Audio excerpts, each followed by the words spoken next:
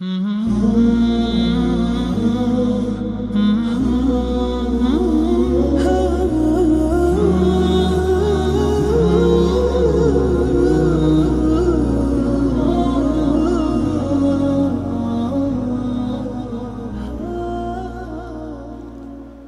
الله الرحمن الرحيم. الحمد لله والصلاة والسلام على رسول الله وعلى آله وأصحابه ومن اهتدى بهداه. اللهم إنا نسألك علما نافعا ورزقا طيبا وعملا متقبلا، آمين. أما بعد، كتاب الحج. حج رنقل الطهارة باس بان كرديك نية تيمم حج حرسي كان لزمان عربي، يعني ما بست قصد نية تيمم حج كابو حج للغة يعني روت يكرنو بونا ما بست اشتكت بيتا ما بست بويا او ناوي لندراو چونك حاجي مالي خوا سبحانه وتعالى لما كدكا قصد ما بست يقول رويتي دكا سرداني دكا انجا حج ركني بينجم اسلامتي لصالي قولي بهذه مذهبي اما وزور علماء لسلا لنا مذهب اويك لصالي الششي كوچی فرض کراوە. بەڵام نەگونجاوە پێغەمبەر صلی الله عليه وسلم حج بکە هەتاوەکو حجەة الوداع کردووە. ئەنجا لای ئێمە لە مەذهبی ئەمە عومرەش هەروە وەکو حج واجبە، هەڵبەت جیاوازیەک هەیە لە قەدر و گەورەییان، بەڵام لای حکمە شەرعیەکە لە نهایەتدا هەردووچیان هەر واجبن. ئەنجا ئەبوو شوجاع ڕەحمەتی خوای لێ دەفەرمێ وشرائط وجوب الحج 7 أشياء. بۆ ئەو یەکێک حەجی لەسەر واجب بێ پێویستە ئەم حەود مەرجەی تێدا کۆ ببێتەوە. یەکەمیان الئیسلام، موسڵمان بێ، کافر حەجی لەسەر نییە و حەجیش بکات دروست نییە. والبلوغ، بالغ بوو بێ، یعنی منداڵ حەجی لەسەر نییە. حەجەکەی دروستە بەو مانایەی ئەگەر بەخێوکەرەکەی لەسەر ئەرچی خۆی نەک لەسەر ئەرچی منداڵەکە، یعنی ئەو مەصاریفانەی حەجی منداڵەکە پێویستی پێێتی دەبێت لەسەر ئەرچی خۆی بێت، نەوەکو پارەی منداڵەکە سەرف کاتیدا. لەبەرەوە حەجە لە کۆتاییدا جێی حەجی ئیسلامەتیەکە بۆ منداڵەکە ناگرێ، نابێت لە پارەی منداڵەکە بکرێ. ئەگەر بەخێوکەری منداڵەکە لەسەر ئەرچی خۆی حەجی بە منداڵەکە کرد دروستە، خوا خێر بۆ منداڵەکە دەنووسێ، بۆ بەخێوکەرەکەشی دەنووسێ، بەڵام جێی حەجی ئیسلامەتی بۆ ئەو منداڵە ناگرێتەوە کە منداڵەکە بالغ بوو، هێشتا واجبەکەی لەسەر ماوە، دەبێ حەجی خۆی بکە. ئەمە والبلوغ والعقل، عاقڵ بێ، شێت حەجی لەسەر نییە. حەجی شێتیش ڕێک وەکو حەجی منداڵ وایە، یعنی ئەگەر کاتی شێتیش حەجی پێکرا بوو کە چاک بوویەوە دەبێ حەجی ئیسلامەتی بکە. والحریەة، ئازاد بێ، عەبد نەبێ. بامان شێوە عەبدیش ئەگەر لە زەمانی بەندایەتیشی عەبد بوونی حەجی کردبوو، دوای ئازادکردنی دەبێ حەجی ئیسلامەتی بکاتەوە. پێنجەم ووجود الزاد والراحلة، ئەم دوانەی هەبن، زادی هەبێ، توێشووی هەبێ، هەتا دەڕواتە سەفەرەکە و دێتەوە. هەم ئەوانەی بەجێشیان دەهێڵێ لە خانەوادەکەی کە بەخێوکردنیان لەسەر ئەم واجبە، دەبێ بەشی ئەوەش پارەی هەبێ کە زاد و توێشوو و قوت و مای ژیانیان بۆ تەرخان بکە هەتا دەچێ و دێتەوە. یعنی وجودی زاد، بوونی توێشوو و مایەی ژیان بۆ خۆی و بۆ خانەوادەی هەتا دەچێ و دێتەوە. والراحلة، یعنی وجودی ڕاحلە، سواریەکی هەبێ، جا ئاژەڵە، سەیارەیە، فڕۆکەیە، طەیارەیە، هەرچیەکە کابوو بە پێ هیچی دەست نەکەوێت، بە پێ چوونە حەج واجب نییە. وتەخلیەة الطەریق، چۆڵی ڕێگا، یعنی لە ڕێگر و لە بربەست. کابوو ئەوەی کە ناوی لە حەج نووسیوە و ناوی نەهاتوەتەوە ئەم شەرتەی تێدا نییە کە گوناهبار نییە ئەگەر بمرێ و حەج نەکا، چونکە چونکە طریق بووی خالی نییە، ڕێگا کراوە نییە. ڕێگا کراوە بێ بتوانێ بڕوا بۆ حەج. یعنی ئەگەر ڕێگر هەبوو لە ڕێگا، یا کار بەدەست نەیدەهێشت، یا لە سنوور ڕێی پێ نەدەدرا، ئەوە حەجەکەی لەسەر واجب نییە و عوزری هەیە. وإمكان المسير، ممكن بێ بە عەرەفە بگاتە حەج لە ڕۆژی عەرەفە یا زووتر. یعنی چی؟ یعنی ئەگەر ئەم شەرطانە هاتە دی لە کاتێکدا 3 ڕۆژی ماوە بۆ عەرەفە، هەتا ئەویش دەگاتە عەرەفە، لانی کەم 5 ڕۆژی دەوێ. یعنی هەر چۆن بڕوا بۆ حەج بە عەرەفە ڕاناگا، حەجی ئەم ساڵی لەسەر نییە، بالتالی لە ماوەی ئەم ساڵدا بمرێ گوناهبار نییە. یعنی کۆیلەیەک 3 ڕۆژ پێش ڕۆژی عەرەفە، عەرەفە 9 ذولحیجەیە، 6 ذولحیجە ئازاد کرا، پارەیەکی چاچیشی درایە و ڕاحیلەیشی هەبوو، زادیشی هەبوو، ڕێگاش کراوە بوو، بەڵام 3 ڕۆژی ماوە بۆ عەرەفە، ئەو هەرچەند پەلە بکاوە هەتا 5 ڕۆژ ناگاتێ، بە عەرەفە ڕاناگا، لەبەرەوە ئەو حەجی ئەم ساڵی لەسەر نییە. واضحە؟ وإمكان المسير، بشێ وا بڕوا بە عەرەفە ڕابگا. ئەنجا دوای شەرائیطی وجوبی حەج باسی ڕوکنەکانی حەج دەکا. دەڵێ وأركان الحەج 4، ڕوکنەکانی حەج 4. دوو تێبینی هەیە لێرە. یەکەمیان قەولی بەهێزتر ئەوەیە ڕوکنەکانی حەج 5، وەکو باسییان دەکەین ئینشاءڵڵا. قەولی بەهێزتر ئەوەیە ڕوکنەکانی حەج 5 نەوەکو 4. ئەی ڕوکن چییە؟ ئێمە لەناو کار و کردەوەکانی حەج ڕوکنمان هەیە، واجبمان هەیە، سنەتمان هەیە. ڕوکنمان هەیە، فەرزیشی پێ دەڵێن، ڕوکن و فەرز یەکن. ڕوکنمان هەیە، واجبمان هەیە، سنەتمان هەیە. ڕوکن ئەوەیە کە بە نەکردنی حەجەکە تەواو نابێ، خوێنیش جێگای ناگرێتەوە، یعنی ئاژەڵ سەربڕینیش جێگای ناگرێتەوە. ئەمە ڕوکنە، بە نەکردنی بە ئەنجام نەدانی حەجەکە تەواو نابێ، و ئاژەڵ سەربڕینیش جێگای ناگرێتەوە، جێگای پڕ ناکاتەوە. ئەوە یەک. واجب چییە؟ واجب ئەوەیە بە ئەنجام نەدانی نوسوکەکە، یعنی حەجەکە یان عومرەکە تەواو نابێ، بەڵام ئاژەڵ سەربڕین جێگای پڕ دەکاتەوە. ئەمە واجبە. سنەت چییە؟ سنەت ئەوەیە بە ئەنجام نەدانیشی حەج یا عومرەکە تەواو دەبێ، تەنها خێر و پاداشتی لە کیس دەچێ، بۆیە پێویستی بە ئاژەڵ سەربڕینیش نییە. ئەمە گرنگە، تقریباً مەوزوعەکەمان لەسەر ئەمەدا دەمەزرێ. ڕوکن چییە؟ ڕوکن ئەوەیە کە بە ئەنجام نەدانی حەجیان عومرەکە تەواو نابێ و ئاژەڵ سەربڕینی جێگای پڕ ناکاتەوە، هەر دەبێ بیکە، هەر دەبێ ئەو ڕوکنە بکە، ئەگەر نا حەجیان عومرەکە تەواو نابێ. واجب چییە؟ واجب ئەوەیە بە ئەنجام نەدانی حەجیان عومرەکە تەواو نابێ و ئاژەڵ سەربڕینیش جێگای پڕ دەکاتەوە. سنەت چییە؟ سنەت ئەوەیە بە ئەنجام نەدانیشی حەج یا عومرەکە تەواو دەبێ و تەنها پاداشتی کەم دەبێتەوە، بۆیە پێویستی بە ئاژەڵ سەربڕین نییە. جا ئێمە باسی ڕوکنەکان دەکەین ئێستا. دەڵێ ئەرکان الحەج 4، گوتمان قەولی بەهێزتر 5، 5. یەکەم الإحرام مع النية، إحرام بەستن لەگەڵ نیەتی حەج. لێرە مەبەست بەو ئیحرامە نیەتە، یعنی نیەت هێنان بۆ حەج یان عومرە. ئەنجا سونە دوایە نیەتەکەیشی بەزار بڵێ،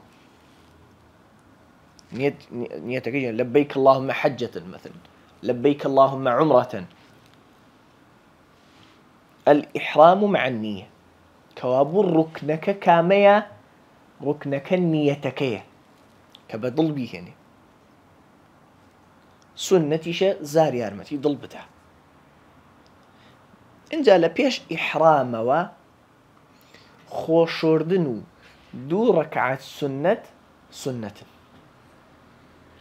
نە بۆ ئیحرام نە بۆ نیەتی ئیحرام و نە بۆ هیچ کار و کردەوەیەکی حەجیش پاچێتی لە بێدەستنوێژی گەورە و بچووک شەرت نییە. یعنی بە حەیض و نیفاسەوە نیەتی ئیحرام دەهێنرێ بەڵێ، سەعی سەفا و مەڕوە دەکرێ بەڵێ، بە بێدەستنوێژی دەکرێت لە عەرەفە بوەستی بەڵێ. یعنی دەستنوێژ هەبوون و لەشگران بوون شەرتی هیچ لەشگران نەبوون شەرتی هیچ کار و کردەوەیکی حەج و عومرە نییە جگە لە تەواف وەکو باسی دەکەین إن شاء الله.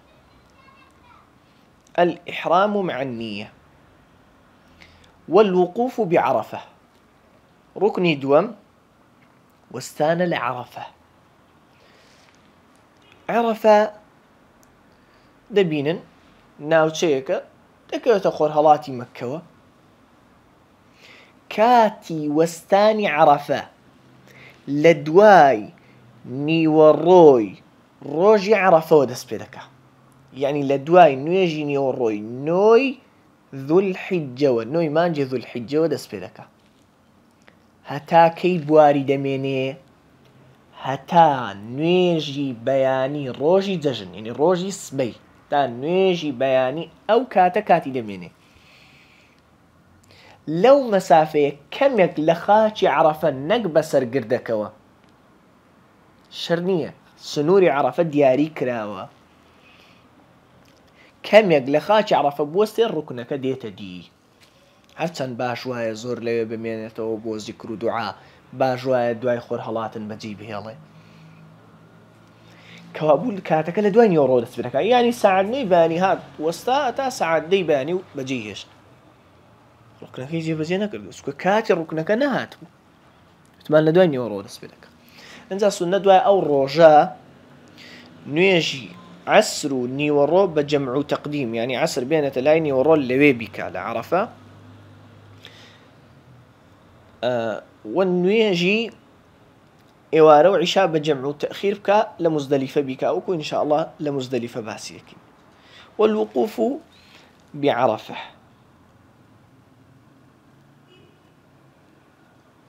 انجا والطواف بالبيت ڕوکنی سێیەم تەوافە. بەڕێزان ئێمە 3 تەوافمان هەیە، 3 تەواف. یەکەمیان تەوافی ئیفاضەی پێ دەڵێن یا تەوافی ڕوکنیشی پێ دەڵێن. ئەم تەوافە لە دوای هاتنەوە لە عەرەفە دەکرێت، بۆیە لێرە خستویتە دوای عەرەفەوە.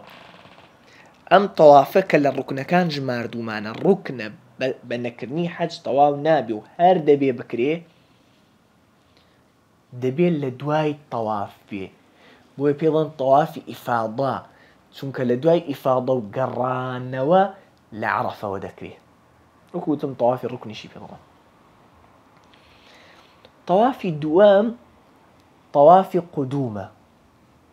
تەوافی قودوم یعنی تەوافی هاتن، سنەت وایە کە ئەوە سنەتە، سنەت وایە حاجی کە هاتە مەککە یەکەم ئیش دەیکات دوای دانانی بارەکە، و ئەگە زۆر ماندوو بوو استراحەتێکی خەفیف بکە و زۆری برسی بوو نان بخوا و یەکەم ئیش کە لە مەککە دەیکات بچێت تەوافێک بکە، ئەو پێش عەرەفە. ئەم تەوافە تەوافی قودومی پێ دەڵێن، ئەمە سنەتە. سێم تەواف تەوافی وەداعی پێ دەڵێن، تەواف الوەداع، تەوافی خواحافیزی. ئەمە واجبە، واجبە حاجی یان عومرەکار کۆتاکار کە دەیکا پێش بەجێهێشتنی مەککە تەوافی وەداع بێ، تەوافی وەداع بێ. تەفاسیلی ئەم تەوافی وەداع دوایی دێ إن شاء الله. کەوابێ 3 تەوافمان هەیە، ڕوکنەکان کامیانە؟ تەوافی ئیفاضە. تەوافێکمان هەیە ڕوکن، یەک واجب یەک سنەت. ڕوکنەکە تەوافی ئیفاضە، واجبەکە تەوافی وەداع، سنەتەکە تەوافی قودوم. ئەنجا طواف هەر تەواف بێ هەر کامیان بێ یا غەیری ئەوە بێ لە تەوافی سونەت بۆ خۆی بچێت تەواف بکە پێویستە 8 مەرجی تێدا بێتە دی 8 مەرج یەکەمیان عەورەتی داپۆشرا بێ وەکو لە نوێژ باس کرا دووەمیان دەستنوێژی هەبێ بێ دەستنوێژی گەورە و بچووک نەبێ ئەگەر لە ئەسنای تەوافەکەش دەستنوێژیش کا دەچێت دەستنوێژ دەگرێتەوە و لە سەرەتاوە دەست پێ دەکاتەوە سێمیان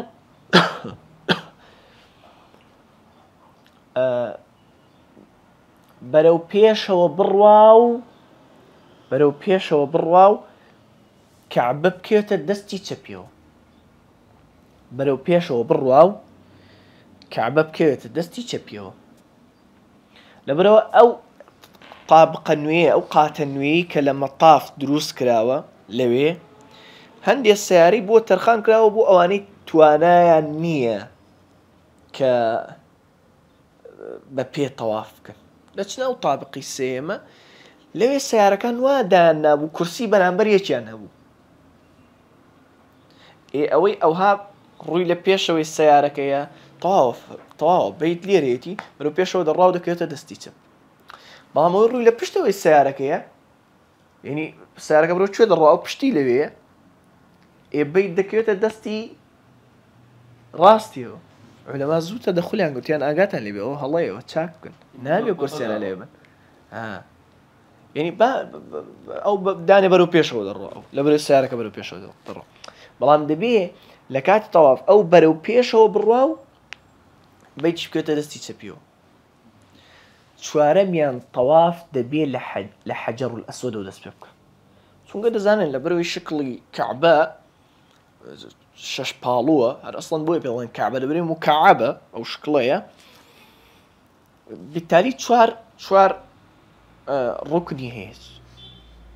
ڕوکنی هەیە ئەو ڕوکنەی لە لای درگاکەوەیە کە تەماشای درگاکە دەکەی لە دەستی چەپتەوەی ئەو ڕوکنی حەجەڕ ئەسوەدە بەردە ڕەشەکەی تێدا و گەورەترین ڕوکنە دەبێت تەواف لەوێ دەست پێ بکە لەبەرەوە لە مەطاف لە ڕاستی حەجەڕ ئەسوەد ڕاشیش سەو زیانداناوە تا ئاگادار بە تەواف لێرەوە دەست پێ دەکە یعنی ئەگەر لە ڕوکنێکی دیکەوە دەست پێ بکە بۆی حساب ناکرێت تا دەگاتە ڕوکنی حەجەڕ ئەسوەد ئەوە ئەلەوێەوە تەوافەکەی دەستی پێ کرد کە ئەو دەبێت لەوێ دەست پێ بکە و لەوێەوە تەواف بێ لە حەجەڕ ئەسوەدەوە دەستی پێ کرد گەڕایەوە لای حەجەڕ ئەسوەد ئەوە جاریشی تەواو کرد لە حەجەڕ ئەسوەد ئەنجا دەستدان لە حەجەڕ ئەسوەد سنەتە بەس سنەت زیاتر نەکرا نەگونجا ئەو هەراو ڕاکێش و خۆ گوناهبارکردن و خەڵک ئەزیەتدانەی پێویست نییە لە دوورەوە بەس ئاماژەی بۆ دەکە هەر گەیشتەوە ڕاستی حەجەڕ ئەسوەد لە دوورەوە بەس ئاماژەی بۆ دەکە اینجا ئەگەر گونجا طبعا ماچکردنی حەجەڕ ئەسوەدیش هەروە سنەتە دەستدان لە ڕوکنی یەمانی سنەتە ڕوکنی یەمانی یعنی ئەو ڕوکنەی دەکەوێتە دەستی ڕاستی ڕوکنی حەجەڕ ئەسوەدەوە یعنی گەر تۆ تەماشای حەجەڕ ئەسوەد بکەی بەرامبەر ڕوکنی حەجەڕ ئەسوەد ئەو ڕوکنەی دەکەوێتە دەستی چەپی تۆ دەکەوێتە دەستی ڕاستی ڕوکنی حەجەڕ ئەسوەدەوە ئەو ڕوکنی یەمانی بۆیە پێڵەن یەمانی چکە دەستە ڕاستی حەجەڕ ئەسوەدە دەست لێدانی نەک ماچکردنی ئەگەر نەگونجا هەر ئاماژەی بۆ دەکا ئەنجا بۆ پیاو ئیضطیباع سنەتە لە کاتی تەواف ئیضطیباع چییە؟ ئیضطیباع ئەوەیە شانی ڕاستەی ڕوت بکە شانی ڕاستەی بۆ پیاو طبعا شانی ڕاستەی ڕوت بکە هەم ڕەمەلیش سنەتە سێ شەوطی یەکەم وەک دەڵێن سێ خولی یەکەم بە چواردەوری کەعبەدا پیاو سنەتە هەروە لە بکە هەروە لەیکی خەفیف نەڕاکردن کابێ چوار ڕوکنمان باس کرد لە بڵین لە تەواف گوتمان عەورەتی داپۆشی دەستنوێژی هەبی بەرەو پێشەوە بڕاو بیت لە لای چەپیەوە بێ ڕوکنی حەجەڕ ئەسوەد لەوێەوە دەست پێ بکە ئەنجا حەوت شەوت بێ حەوت جار بدوري كعبة بصورته لحجر الأسود والأسبوع لحجر الأسود والطواب أجر جماني بو دروس بو بنا على اليقين ككامانة جمارة كمكية نيزاني تشواري كردو يا بينج تشواري كردو لتشواره وطوابيك حو جار بي انجا ششم هر حو جار بنيتي طوافه بي يعني اگر بدوای یەکێک دا ڕای دەکرد یا بەدوای شتێک دا دەگەڕا نیەتی تەواف نەبوو مەبەستی تەوافی نەبوو بۆی ئەژمار ناکرێ. ئەوە شەش حەوتمیشیان تەوافەکە لە دەرەوەی کەعبە بێ. کەعبە یانی مەبەستان ئەو بیناکەیە بینا ڕەشەکە با بڵێن ئاوە کەعبە لە دەرەوەی کەعبە بێ.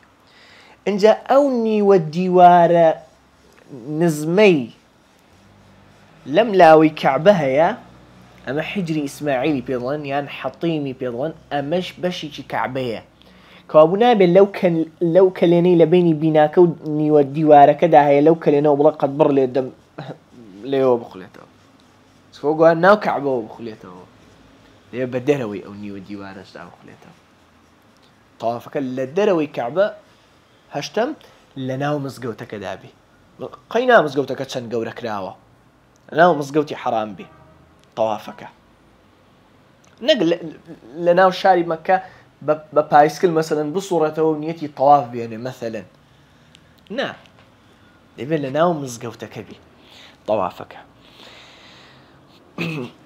انجا قلت من باتشتي لحيض ونفاس وبيدزنجي قبل بسوق شرط ابو طواف اي اگر كاتي ام طوافي افاضية افرد لحيض ونفاس دابو أصل أويت شاورواني دكري دبي أواني لقلن شاورواني بكن نكرا نقول جاوكو إستا تكتي فروكا هي ومشقتي زور قرص دروس دبيو دوشت هي يكميان أجر بزيش قوتي زياني نية آسايا آفرد درمان بكار بيني صوري مانغاني دوابخا أو بو رمضانيش راسته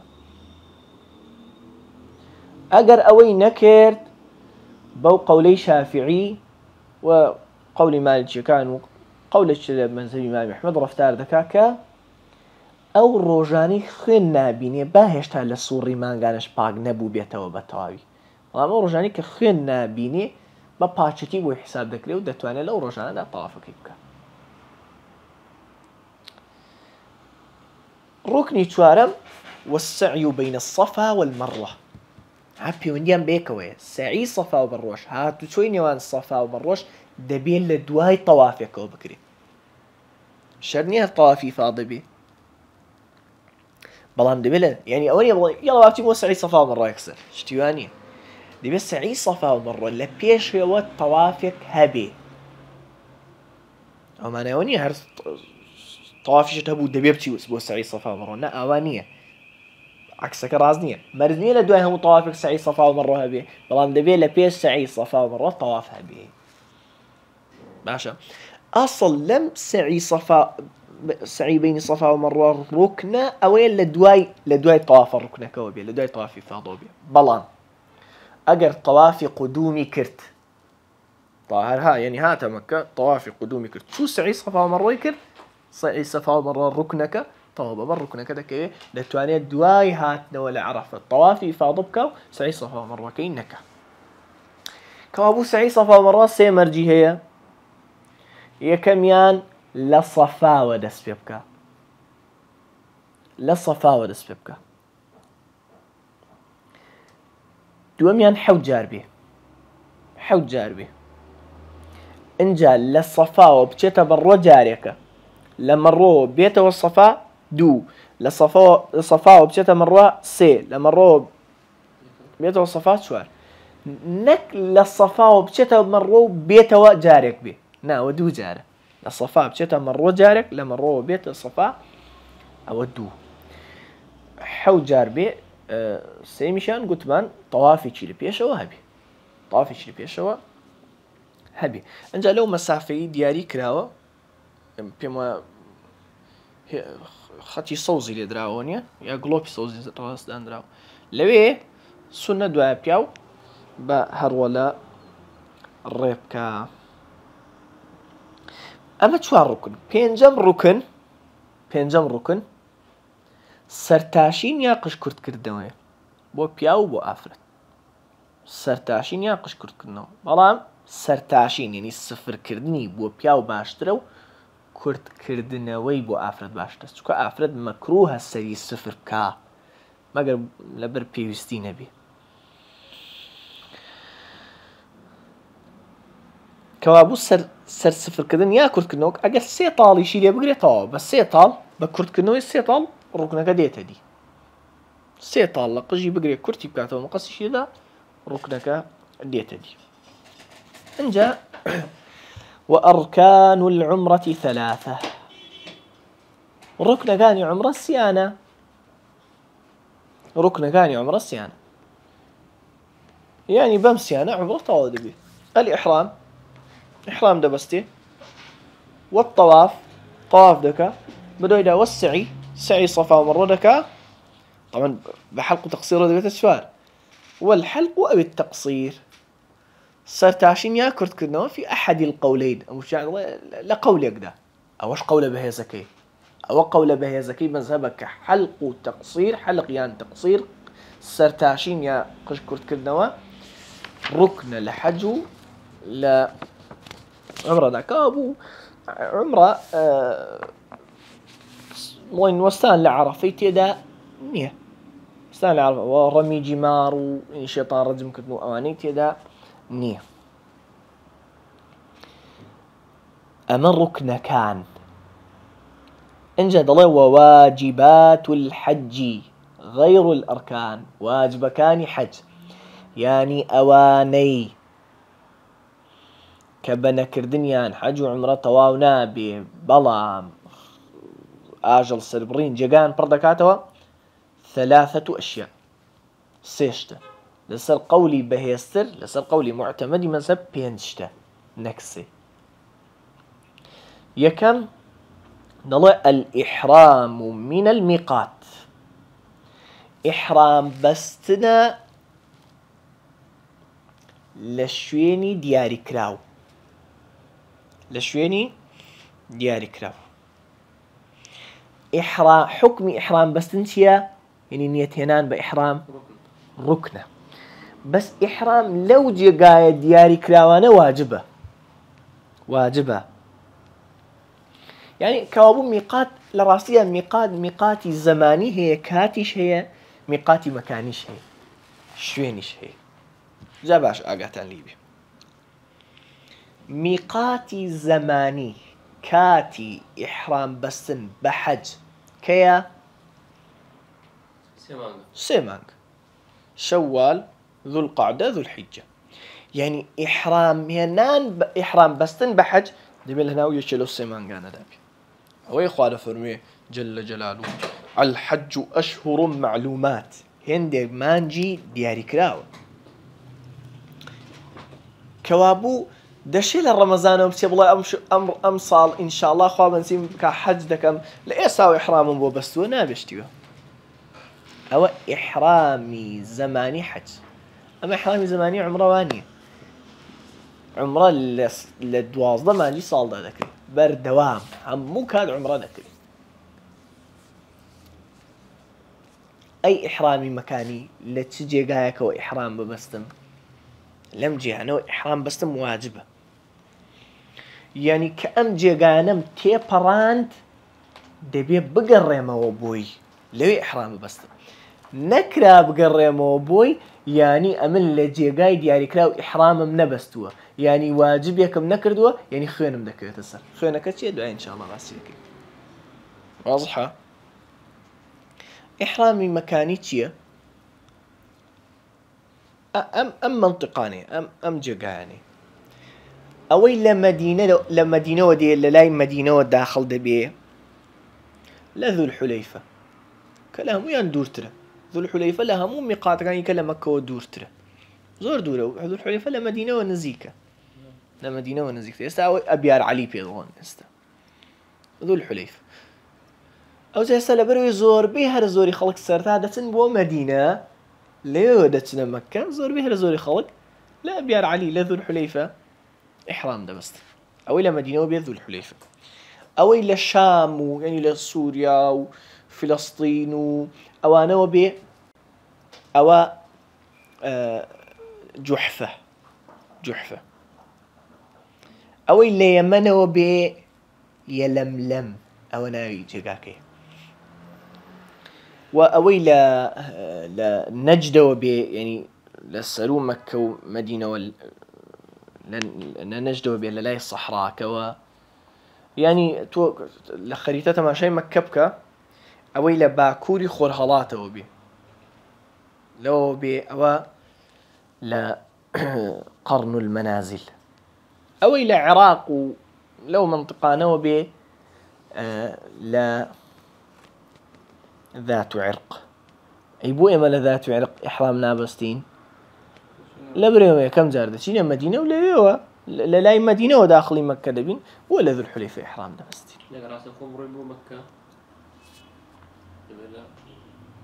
اي طبعا يعني هذا ما قرار براسه وخبرين بو مكة طبعا يعني جاري الأبيسان مطارة لاني كما قلت من يجي بسي جدة لا داخل بي انجا برزان اي اقر يشتق مالي لو جيقا نوى نزيك تربو لمكة يعني ذو الحليفة 400 كيلومتر دورة لا يعني اقر نقاطة من 396 كيلومتر دوورە ئەگەر نەگاتە 400 ئەگەریشە ماڵی لەوێ نزیکتر بوو لە جێگای خۆی لە ماڵی خۆیەوە لەو جێگای بەڕێ دەکەوێ لەوێ ئیحرام دەبەستێ یەکێ ماڵی نزیکتر بوو بەڵام بۆ عومرە ئینسان دەبێت لانی کەم بچێتە دەرەوەی حەڕەمی مەککە دەرەوەی سنووری مەککە فەرقی هەیە لەگەڵ میقات سنووری مەککە شاری مەککە لە باکوورەوە تەنعیمە و ئێستا مزگەوتی عایشی پێڵەوە سنووری حەڕەمی مەککە یعنی ئاوە لە باکوورەوە مزگەوتی دایکە عایشە ڕەضی الله عنها لە باشوورەوە یا لە باشووری خۆرهەڵاتەوە عەرەفەیە لە خۆرهەڵاتەوە جیعرانە بە سکوونی عینەکە دەشگوترێ جیعڕانە بە کەسری عینەکە و شەدەی ڕاکە لە غەڕبیشەوە لە خۆر ئاواشەوە حودەیبیەیە یعنی یەکێن ماڵی هەر نەناو شاری مەککەیە لەو جێیانەش نزیکترە لە بەیت لە کەعبە بۆ حەجی هیچ مشکلی نییە لە ماڵی خۆتەوە بەس لە عومرە لانی کەم بۆ ئیحرام عومرە لانی کەم دەبێت بچێت دەرەوەی ئەو منطقەیە ئەو سنوورەکە ئێستا باسمان کرد خەڵکی مەککەش بێ واضحە باش كابو الإحرام من الميقات إحرام بستن لكات شويني دياري كراو ورمي الجمار الثلاث رمي برد باران كرني سي جمرك أو يبيضون سي شيطانك سي جمري كبرى جمري قورة جمري وسطى جمري صغرى جمري مامناون جمري بتشوك بالترتيب آوان قورك للاي مكة ونزيكا انجا مامناون دكي برو مينادي انجا بتشوككي باش امانكي رمي دكرين للروجي ججن روجي ججني قربان لقل روجا كاني دواي او بمشي ويا روجي ججني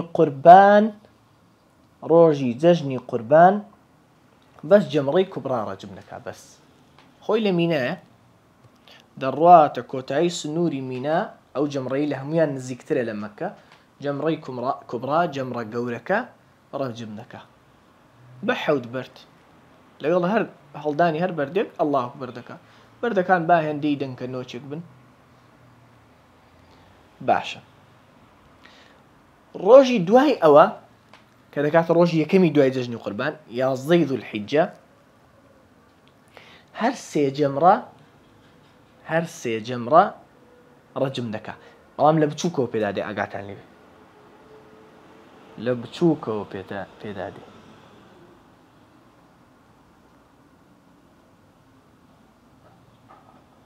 لبچوكو بو مامناون بو قورة هەریەکەیان حەودانە. ئەنجا شەرتیش نییە ئەو بینایی ڕاستکراوەتەوە لەوی بدە، نا حەوزە گەورەیەتان نازانم ئەگەر چوو بنە دیاری هەر بکەوتە ناو حەوزەوە تەواوە، بەردەکە بکەوتە ناو حەوزەوە تەواوە، شت نەیلا لەو تاشە بەردیدا کە بەرامبەرێ هەیە. بۆ تەسەووڕێکی غەڵەتەیە خەڵک وەزای ئەوە شەیطانە بالفعل، یعنی حەز دەکا سەری بشکێنێ، شتی وان نییە. نەمزانیوە وارد بێت لە وەجهێکی صەحیحەوە کە ئەمە شەیطانە مەسەلەن. بەهەرحاڵ اینجا گوتمان ئەوە ڕۆژی دووەم بڵین، ڕۆژی دوای جەژنی قوربان. ڕۆژی دوای ئەوەش بە هەمان شێوە هەرسێکیان ڕەمی دەکا. اینجا ئەگەر لەم ڕۆژی سێمی جەژنە باوا بڵین، یعنی بۆ تێگەیشتن، یعنی ئەم 12 ذوالحیجەیە پێ ڕاگەیشت پێش خۆر ئاوا بوون مینا بەجێ بهێڵێ، پێویست ناکە ڕۆژی چوارەمیش ڕەمیان بکە. بەڵام ئەگەر خۆری بەسەردا ئاوا بوو هێشتا لە مینا بوو، مینای بەجێ نەهێشت بوو، دەبێت ڕۆژی چوارەمیش بمێنێتەوە، یعنی ڕۆژی سێمیش دوای جەژن بمێنێتەوە، ڕەمیان بکا دیسان ئەنجا بڕۆ. ئەوە ڕەمی الجیمار الثەلاث. ئەنجا کاتەکانیان لە نیوەڕۆ دەست پێ دەکا، ئاگاتان لێ لە نیوەڕۆ دەست پێ دەکا کاتی ڕەمیان، تەنها ڕۆژی یەکەم نەبێ لە نیوەی شەوەوە دەست پێ دەکا ڕۆژی جەژن. والحەلق سەرتاشین گوتمان قەولی بەهێز ئەمە واجب نییە، ئەمە ڕوکنە لەسەر قەولی بەهێز. وسنن الحج 7 طبعا پێش ئەوە واجبەکان تەواو بکەین. گوتمان على الصحيح واجبەکانی حەج 5. یەکەم چی؟ یەکەم الإحرام من الميقات، دووەمیان رمي الجمار الثلاث، سێیەمیان طوافی وداع، بس ما قلت من طوافی وداع واجبة، چوارەمیان المبيت بالمزدلفة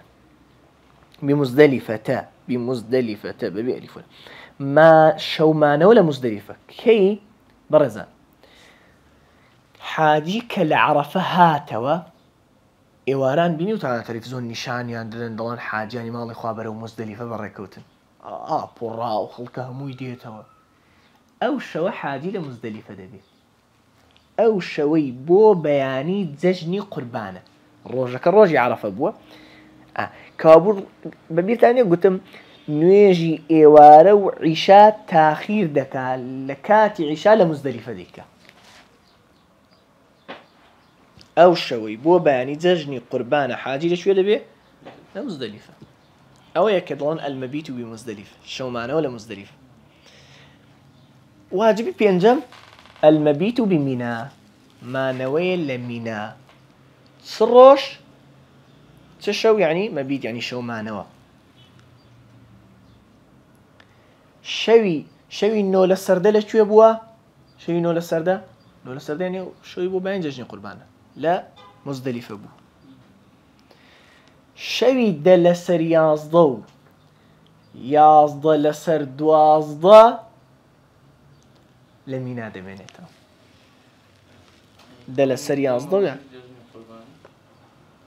یعنی شەوی دووەم، ئەو شەوی بۆ بەیانی دووەمە، شەوی سێیەمیش. ئەدی دوای ئەوە گوتمان ئەگەر پێ ڕاگەیشت پێش خۆراوە بوون مینا بەجێ پێڵێ، پێویست ناکە شەو لێ بمێنێتەوە.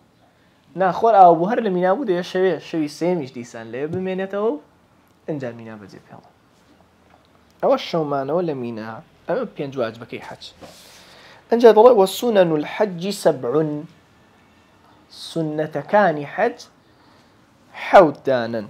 طبعا هندێکی لە واجبەکان لێرە باس کرد، قەولی معتەمەدی نەهێناوە ڕەحمەتی خوای لێ بێ. یەکەم الئیفراد، حەج بەتەنیا کردن، ئیفراد. وهو ئیفراد چییە؟ تقدیم الحج على العمرة، پێشخستنی حەجە بەسەر عومرەدا. بەڕێزان حەج و عومرە ئەگەر ئینسانێ بێوێ بەیەکەوە بیان کە بە 3 شێوە دەکرێت، یان هەردوو سوک با بڵێن حەج بە 3 شێوە دەکرێت. یەکەمیان ئەم ئیفرادێ، لميقات لو جي إحرام نوستي بس نيتي حج دهيني بس حج ده چی حەجەکەی دەکا بەس کار و کردەوەکانی حەجەکە ئێستا بەس چییە ئەو بەس حەج دەکا کە حەجی تەواو کرد ئینجا ئەگەر ویستی دەچێتەوە دەرەوەی حەرەم دەچێتە دەرەوەی حەرەمی مەککە ئیحرام دەبەستی عومرەش دەکا شەرط نییە هەر عومرە بکا ئاگاتان لێبێ شەرط نییە هەر عومرە بکا گرنگەوەی ئیفراد بەس حەج بکا بەتەنیا حەج بکا ئیحرام ببەستێ بەس حەج بکا كتلا تقديم الحج على العمرة حج بس العمرة دا بيش بخي واتي مجك هر دبي عمرة شي لقلب كي بس صار دا حاجة كذا كي كتواوت كل هر دبي بشي عمرة يجيش بكي نا هانية قلنا قوي حج بتنيا بكي لا عمرة كل ديانا أو كي شغط أو إفرادي في ظل لما زبي أما باش تنجوري حج كرده شكو بس حج دكا تنيا باشا أما الإفراد جوري دوام لحج كردن بيضا قران يعني خصنا باليك وبيكو بون نيتي حج وعمره بيكو دهني لم يقات نيتي حج وعمره بيكو دهني بس كارو كردو كاني حج دكا يخو هرشي الركني عمره لحج جداها وينيا هرشي الركني عمرها يا لحج جداها ككاروباري حجي كرت لبرو نيتي حج عمري هنا حج عمري بيكو بود النسري أما قرانة تمتع سيم يعني تمتع ويا كم زار نيتي عمره دهني تماشاكن نيتي عمره دهني كعمري كرت ناقريتو ميقات عمري طوابو لإحرامي عمره دردة شي انجاهر لوي لنا ومكة إحرام دبستي بحج هل لنا ومكة كعمري طواوكر لبيشي إحرام دبستي بحج لقران وتمتع خين دك يتسر حاجي لا تمتع لبر شي لا تمتع لبر أوي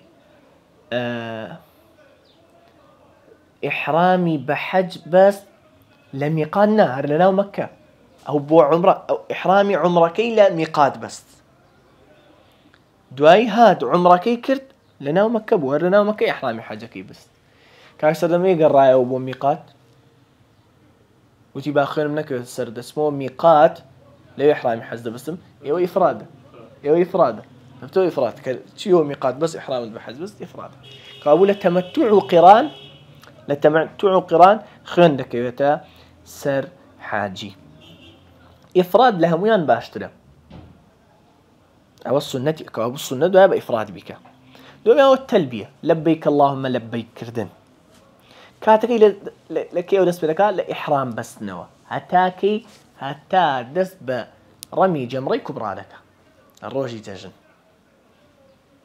ويستي دس برمي جمري كبرى بك طو هيتك التلبية هيتك لبيك ناضي انجا أفرد دنجي بالتلبية برزنا كاتو أفرد بيزناك عارف بس بو خوي جوي لدني خوي بس والطواف القدوم بالفعل سنة قتمان سنة طواف قدوم كإنسان هذا مكة كم إيش طوافك والمبيت بمزدلفة قتمان قولي بهيز قولي معتمدي مذهب أويك واجب أما وركعتها الطواف دو ركعتي دواي طواف لدواي همو طوافك سنة إنسان كطوافك طواف كرد بس بشتي مقام إبراهيم أو كيستخلاوتنا وشوشك وجامك وتنيش كعبة ويش شون بي إبراهيم عليه السلام أقر قنزال لبشت أو يعني الرجل راستي أو وكو ستري خوي ليبكا أو ها ماشي با وندبس في حزبك أو في عندي با أحكام إحرامه إن شاء الله دسي عين لباسك سبحانك اللهم وبحمدك أشهد أن لا إله إلا أنت أستغفرك وأتوب إليك